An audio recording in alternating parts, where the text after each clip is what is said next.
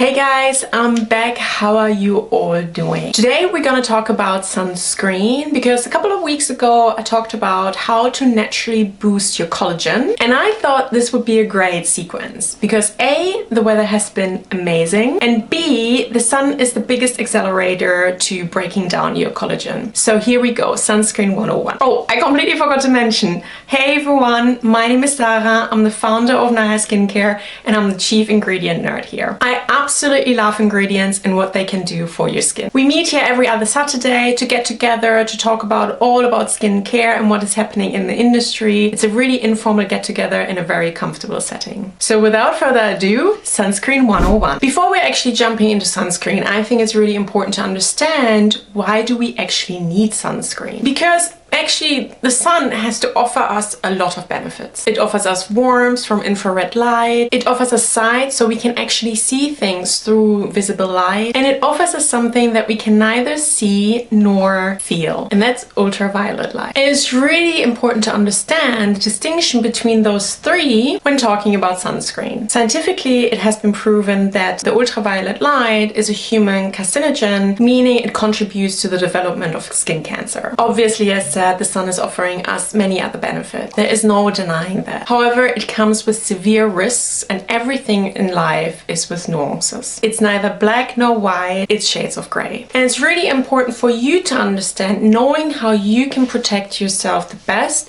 while still enjoying the benefits of the sun and finding the balance within that. So when we're talking about ultraviolet light, it's really everything below 400 nanometer spectrum. A 100 to a 280 is UVC.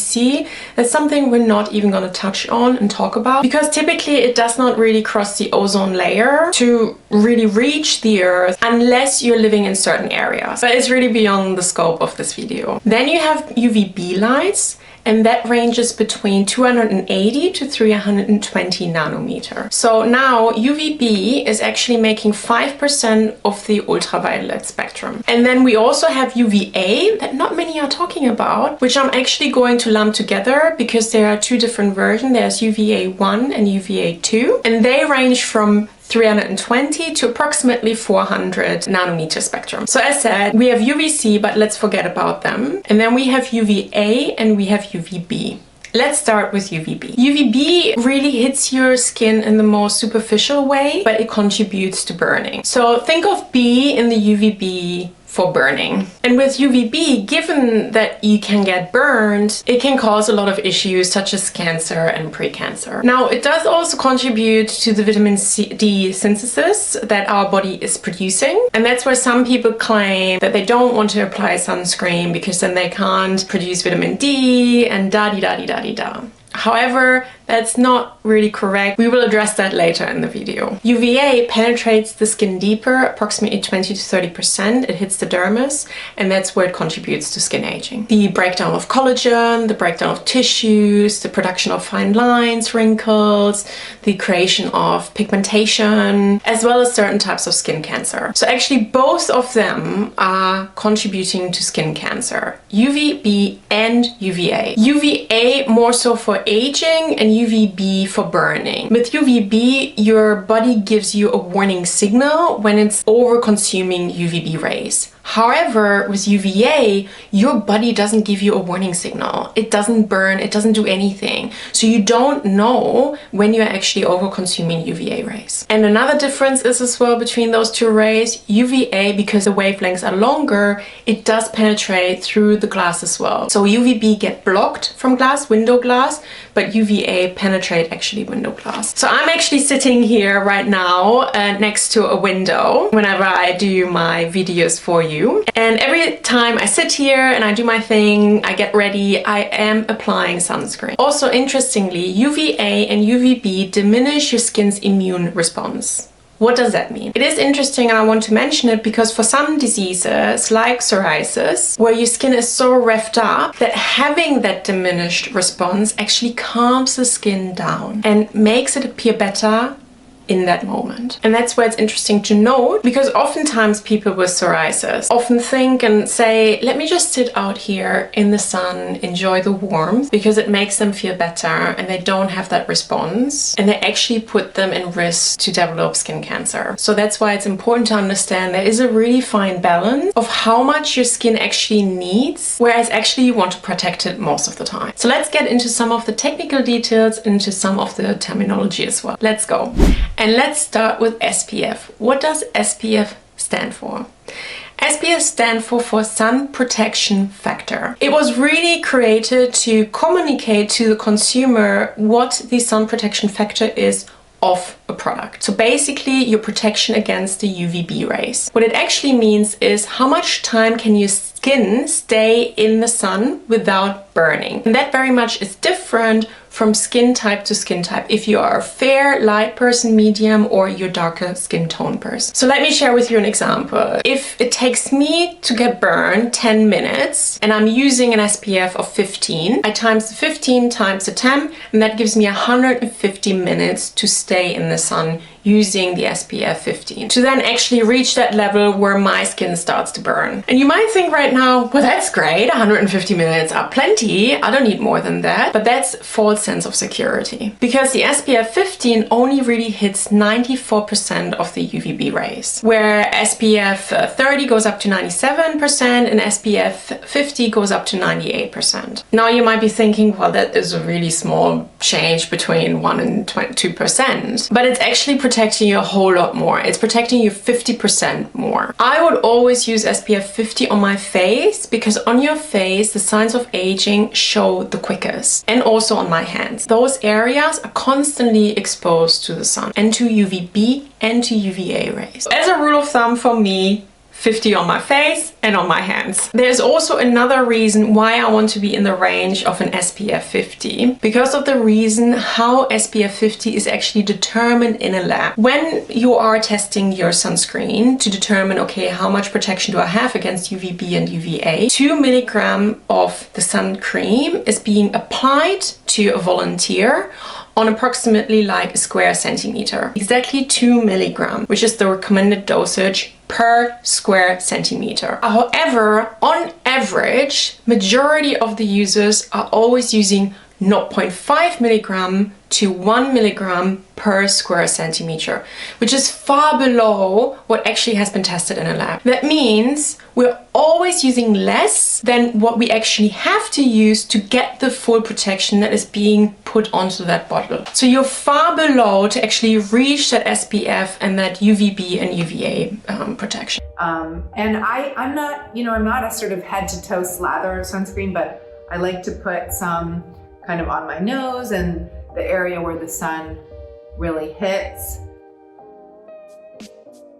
Better to trick themselves to go for a higher SPF, because knowing that the majority of people are just not applying enough onto their skin. There's some other terminology that is quite actually misleading and you need to take with a pinch of salt. So when it says waterproof, there's really nothing waterproof. You go for a swim, come out, you dry yourself off, you rub off the sunscreen basically, and then you have to reapply it because you're rubbing off that protection in that moment as well. Sweatproof is another one of these terminologies that I've recently come across where I was quite surprised. You are sweating and then your sunscreen will roll off. It doesn't matter what you're using, it will come off again, you will wipe it away, and in that moment you're wiping away that protection as well. So if you are someone that actually sweats a lot, make sure you're reapplying your sunscreen regularly. There is nothing like Sweatproof. And then there's Re-Friendly. A lot of consumers are jumping on that and asking me that on a regular basis, is your sunscreen that you're offering by Naya actually reef-friendly? And it's one of these terms that is actually not regulated at all by any institution. So everyone can apply that onto their bottle and say, yes, this is reef-friendly, I'm not melting down the coral reefs. However, it has little to no meaning. Most of the time, what is being meant by it, does it contain microplastics? And it mainly really refers to the fact, is it microplastic free, or am I gonna turn the corals into powder? Let's talk about UVA. I think UVA is actually the more interesting one of the UV bunch, and it's only been recently that it's really been incorporated as well into sunscreens. And those are the sunscreens that are really broad spectrum. They cover for UVB and they cover for UVA rays. What is interesting to note is that there's no international grading system that has been approved how to protect against UVA and how to measure it on a global basis. It varies from country to country, from continent to continent. In Europe, we are applying the PPT method, which stands for persistent pigmentation darkening. And this is how you measure UVA. It's done on people, yes, on actual human beings. And the other day I read something like on the social media platforms that UVA can actually not be measured, and it couldn't be further from the truth. UVA can be measured, and in Europe, the European Commission actually recommends that on the overall SPF, 1/3 of that SPF is actually contributed to UVA protection. And you cannot claim something if you cannot measure it. So I was really shocked when I read that, because it was an individual as well that has been in the beauty industry for quite some time. So I was very shocked when I read and it was being stated that UVA cannot be measured. Yes, it can absolutely be measured. So that should be something that is reassuring to you. And if you are really into preventing and working preventatively or slowing down that aging process, then it's something that you should really look out for, how much UVA protection is actually in a sunscreen. And when it's not really publicly available on the website, that you reach out to that particular manufacturer brand and you ask that question. So let's go now to the more complex terminology, the organic versus the inorganic filters, or some call them as well the chemical aka organic filters versus the mineral physical inorganic filters. I've never seen such confusion in an industry where terminologies are being so misused. When we're talking about chemical, we are all chemistry. Everything around us is chemistry. So when I hear that, I always have to kind of chuckle a little bit to myself because it's just inaccurate. But unfortunately, this is what people are associating with. The one group are basically the chemical ones, which it is giving it a negative connotation as well, unfortunately, because a lot of people, when they hear chemical, they refer to it as toxic, which couldn't be further from the truth. And then you have the camp physical and mineral, which are the natural ones, and they are actually not natural at all, by the way, but they are the good boys. So you have camp organic, aka chemical, and you have camp inorganic, aka physical mineral filters. And it's not even just leading to confusion, but it's actually mass hysteria, because people are getting really scaremongered that these chemical ones are really bad for them, for their health and for the environment. And it should be really easy to protect yourself from the sun, considering that the sun is up to 90% is actually contributing to the aging process. But when you have a fact like that, it should actually be made easy to you to protect yourself against the sun instead of creating such mass hysteria. It used to be believed that the inorganic filters, the mineral and the physical ones, are actually scattering and reflecting the light, and that the organic, aka the chemical ones, are absorbing the light. But actually in recent years and in recent studies, that actually both of these filters are working very much in the same way. So where the mineral and physical ones are slightly different. So when the light is hitting your skin and you're using a mineral physical filter, 5 to 10% of that ultraviolet light that is hitting your skin is actually getting reflected. The rest is also getting absorbed into your skin. Very much like with the organic and chemical filters that are absorbing the ultraviolet light and then converting it into heat. That's exactly what then as well the physical and the mineral filters are doing. They're absorbing the rest of the light and converting it into the heat. The heat that it's getting converted into is so little that it's actually undetectable. So when you look at it from that angle, they are not that different actually at all. There are then differences, nuances when you go into the detail of each filter. A majority of the mineral and physical filters are there really only two. There's zinc oxide and there's titanium dioxide. Because of the confusion that is being created in the industry, a lot of people like to use a mineral and prefer to use a mineral filter because they still think, oh, it's scattering and reflecting all the light and nothing gets absorbed into my skin, which is inaccurate. Even if you have a mineral physical filter, you are absorbing the light and that gets converted into heat. In addition, these zinc oxide or titanium dioxide filters, they're also leaving a white cast. Titanium dioxide even more than zinc oxide, but you can't get rid of that white cast. You can reduce the percentages if you want to have a less visible white cast, or you can start to play with colors. But then you need to remember, you need to put 2 milligrams per square centimeter onto your face. So it will look quite cakey if you start to use something actually that has coloring in it. What I have seen recently is that people are saying you just have to work it in to remove the white cast. So there's a lot of rubbing going on and people are rubbing it to kind of remove that white cast from their face. But what they're not realizing is in that process they're actually removing the sun protection by rubbing it constantly. So you're not doing yourself a favor. If your Camp Mineral and Physical sunscreen, that's absolutely fine. If you have tried all the other sunscreens and none of them are suiting you, or you have other beliefs that you want to use those mineral and physical sunscreen, but you just have to accept the fact that there will be a white cast on your face. While non-nano zinc oxide and non-nano titanium dioxide are actually giving a good protection, they are not very elegant to use, and the key with sunscreen is actually that you enjoy applying it and that you enjoy reapplying it as well. And when it comes to those two filters, it's just not enjoyable and it's quite painful. And hence, over the recent years, a lot of labs have actually heavily invested into the organic chemical filters. And they are really light, they're non-irritating, they feel really like feather light on your skin, like a day cream or even like a serum. They are not whitening, but overall they are also providing you with a higher UVA protection. And at the end of the day, you really want to protect your skin from these UVA rays because they are throughout the year, even during fall and winter, because they are the longer wavelength. I would only ever reach to non-nano zinc oxide. I would not even touch titanium dioxide for a lot of other reasons, but I would only reach to a zinc oxide mineral sunscreen when there is nothing else on the market available and I'm stranded on a deserted island and all I have available is a mineral UV filter. Most recently, brands have actually come up and labs how to make it more pleasant by actually cutting the zinc oxide and titanium oxide into tiny particles. These nanoparticles have also been a source of debates because of the absorption rate into your system. If you are wanting to use a mineral physical filter, then do look for a sunscreen that is actually using non-nano particles. But remember, these filters are still not natural. They're typically coated with a synthetic film to make them more pleasant for the skin. So you're now at this stage like, thanks Sarah for sharing all this information, but what sunscreen am I actually going to use? I would suggest that you are trying the organic and the chemical filters.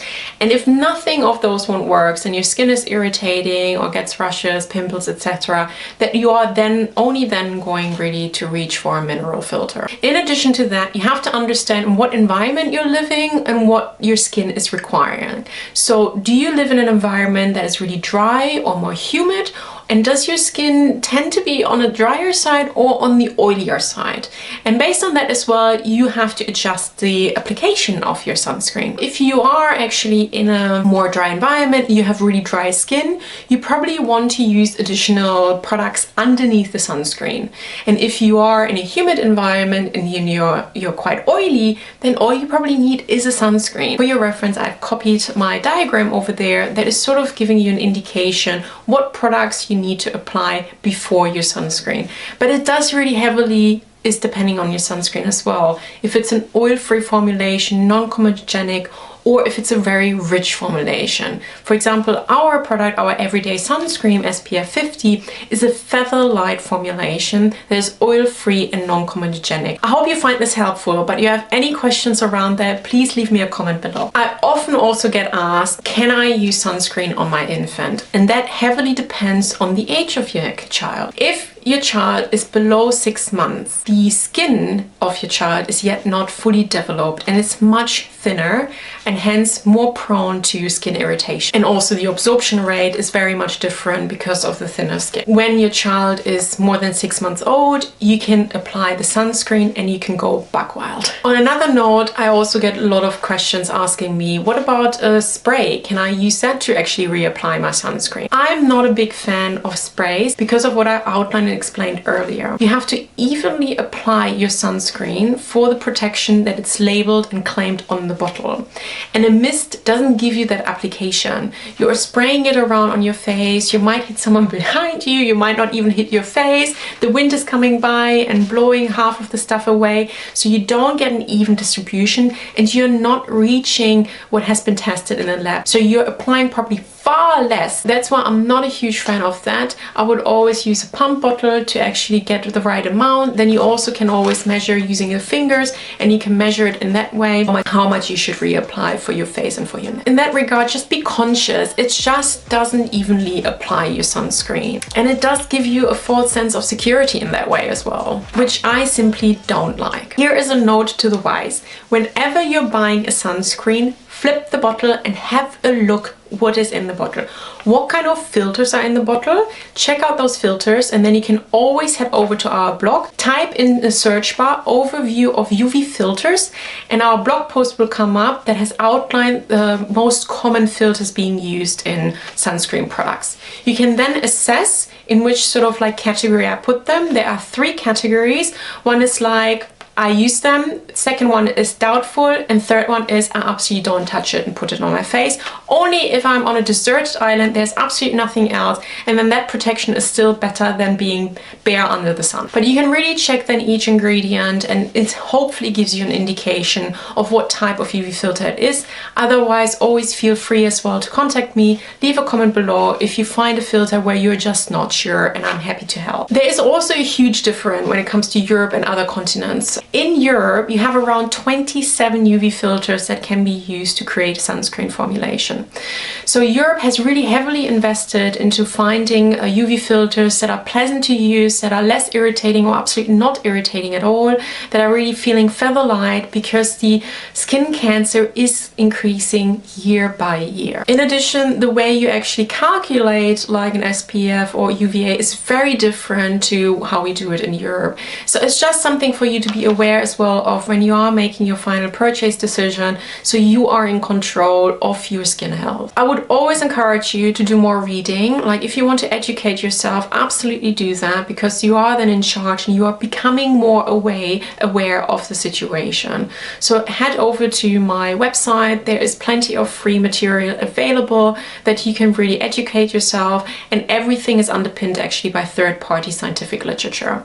And if you do have any questions, then you are always welcome to email me, or you can leave a comment below here. My final thoughts on this topic when it comes to organic versus inorganic filters. When I had started to actually formulate and started to develop my everyday sunscreen SPF 50 with my R&D center, we looked at a lot of UV filters, and we also looked at one point mineral and physical filters. However, we tried and tested so much when it came to the mineral and physical filters, and every single time it was still leaving a white cast, it was not giving a high enough UVA protection, it just didn't feel really pleasant on the skin, to the point that we actually started formulating with butters and oils to make it more of a pleasant feel.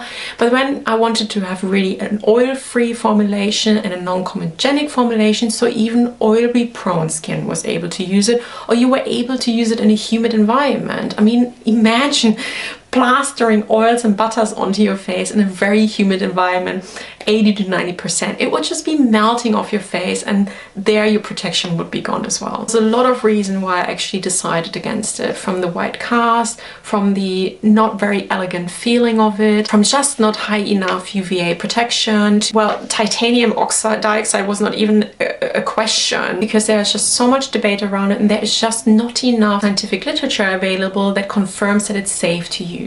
In Europe, it has been banned from foods already, and I think it's only a question of of time till it's banned from using in sunscreens as well. And finally, I mean, a lot of people are saying, yeah, but zinc and titanium dioxide are like your only natural filters. Well, it's not accurate. They are not natural because they have actually a synthetic filter around them, and you can really not say that they're 100% natural as well. It's not something that we are producing in our body or that is sort of like biomimetic ingredient, so it's not something that is also your skin is recognizing. And the final point as well, it does absorb into your skin. Only 5 to 10% is actually reflecting the UV rays. The rest is also getting converted exactly the same way as the organic chemical filters are doing it, but the heat that it's converting is so small that it's undetectable, exactly the same when it comes to organic and chemical filters. And finally, what I really didn't like was that it sort of kind of starts together under your epidermis and it starts drying out your skin. And I did not like that idea at all, that I'm using a product that is actually proactively drying out my skin. And overall, we are in the 21st century. There are such wonderful organic chemical filters available in the market that are non-irritating, that are good for your skin, they are good for the environment, they are feather light to wear, they are just so elegant. They don't leave a white cast, they provide you with a high UVA protection. They are not staying behind. When you wash them off, they are gone as well. They don't dehydrate your skin. So there are so many benefits on the chemical and organic side that it was hard to justify still why actually to use a mineral filter when I had such a choice of filters, but in particular, like as well, I could provide my customer base a high UVA protection. I hope you find this helpful as an explanation. Still, at the end of the day, I encourage you to do your own research. My name is Sarah. I'm the founder of Naya Skincare. Over the years, I've collected a lot of information underpinned by third-party data. It's all based on scientific literature. So head over to our website, find out more. And if you do have any questions around sunscreen, I'd love to hear from you. Drop me an email or leave me a DM below. I hope you find this video helpful. Please make sure to give it a thumb up, like it, subscribe below. Oh no, I totally forgot now to mention the vitamin D. So if you're in that camp where saying if I wear sunscreen I can't produce vitamin D, that is absolutely not true. It's an absolute myth. You will still be able to produce vitamin D because the reason is we're always missing a spot that we haven't put or applied sunscreen to, or we're not regularly reapplying sunscreen, so that you are actually getting enough UVB rays that the vitamin D synthesis can actually happen and that you develop vitamin D. But we can also go into more detail if that is of interest in another video, maybe in relation to another topic. So please let me know your thoughts below and I'd love to hear from you. But for now, I wish you a fantastic Saturday and I look forward to seeing you soon.